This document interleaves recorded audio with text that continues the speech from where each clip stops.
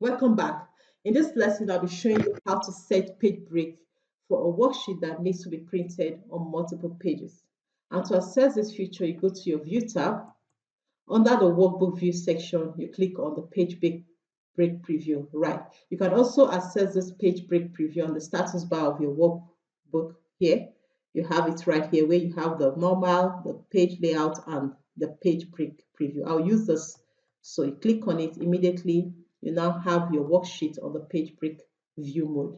So you can see the dotted line Excel in Start automatically showing you where the page 1 starts, the page 2, page 3, page 4, page 5, page 6. So if you have to print your worksheets using this is how the pages will be printed out. Right. So for any adjustment you want to make on the page break, it will turn the dotted line to solid blue line. So I will adjust this line. I want the pages to start from here down to this point. So I'll just drag this down. I don't need the down section. Good.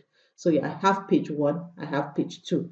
And I would like the page 1 to end here, right, where column I is. So we have from date to column 8 is page 1.